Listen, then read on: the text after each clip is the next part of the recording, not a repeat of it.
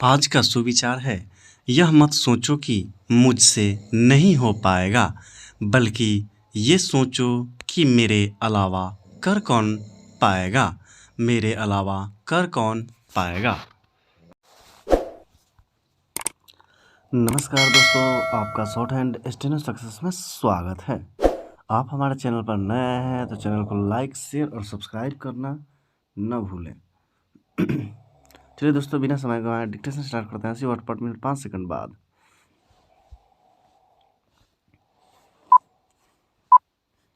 Start.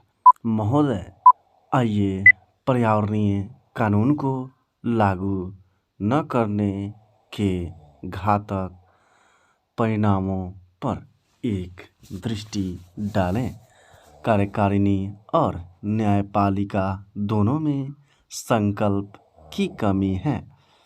खेद है कि प्रदूषण नियंत्रण मंडल प्रदूषण नियंत्रण के लिए कुछ नहीं कर सके, और यदि उन्होंने कोशिश की तो उद्योगपतियों के दबाव में आकर राजनीतिक आरे आ जाते हैं और अपराध के बड़े से बड़े मामले में भी अधिकारी कोई कार्रवाई नहीं करते, चाहे प्रदूषक उद्योग निजी क्षेत्र के हों या सार्वजनिक क्षेत्र के। मेहता वाले मुकदमे में उच्चतम न्यायालय द्वारा पर्यावरण सुरक्षा संबंधी कानूनों को लागू करने के लिए न्यायालयों की सहायता के लिए पर्यावरणीय न्यायालयों की स्थापना का सुझाव दिया गया था। न्यायमूर्ति भगवती के अनुसार पर्यावरण प्रदूषण, पारिस्थितिक क्षति और प्राकृतिक संसाधनों से संबंधित झगड़ों के मुकदमे दिन पर दिन बढ़ते जा रहे हैं और इन मामलों में वैज्ञानिक तथा तकनीकी आंकड़ों का मूल्यांकन आवश्यक होता है।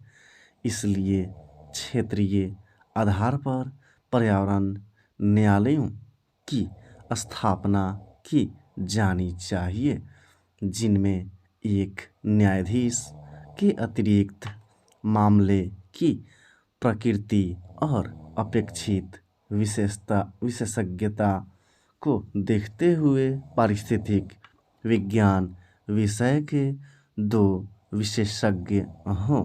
तथापि पर्यावरणीय न्यायालय के निर्णय के विरुद्ध उच्चतम न्यायालय में अपील का अधिकार हो।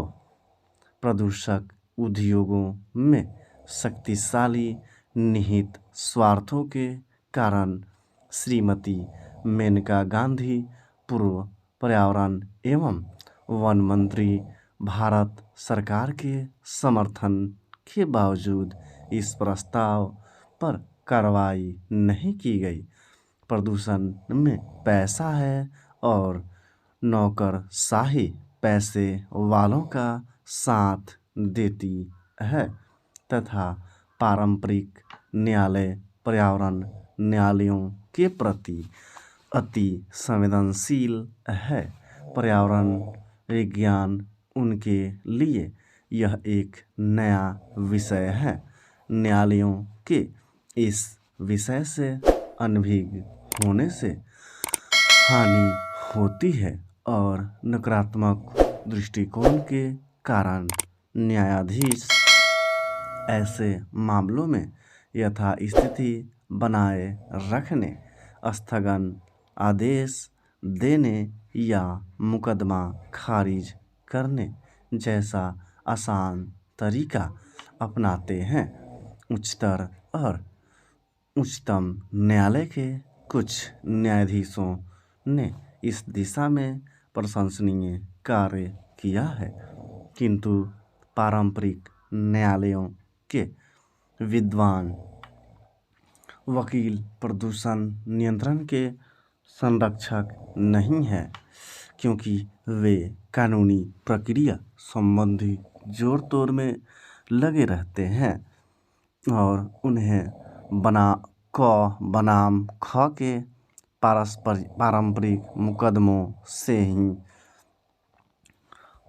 फुर्सत नहीं मिलती और न ही उनमें पर्यावरणीय मामलों को निपटाने की विशेष योग्यता होती है। सामाजिक कार्यकर्ताओं द्वारा दायर किए गए सामाजिक न्याय संबंधी मुकदमों की सुनवाई के लिए उनके पास समय कहाँ है। इसका असर सारे समाज पर पड़ता है, जिसमें न्यायाधीश भी शामिल हैं। अन्य लोगों की तरह उन्हें भी दूषित वायु में सांस लेना पड़ता है, प्रदूषित पानी पीना पड़ता है, वनों की कटाई और रेगिस्तान का वे भी रोना रोते हैं और प्रचुर मात्रा में उपलब्ध अनेक नैसर्गिक लाभों से वंचित रहना पड़ता है। लेकिन प्रकृति का आनंद लेने के लिए कवि जैसा संवेदनशील हृदय होना चाहिए, जो जीवन की कविता से परिपूर्ण हो, जिसमें विश्व बंधुत्व की भावना, प्रकृति से एकात्मकता और प्रत्येक मानव के जीवन के अधिकार के प्रति प्रेम हो।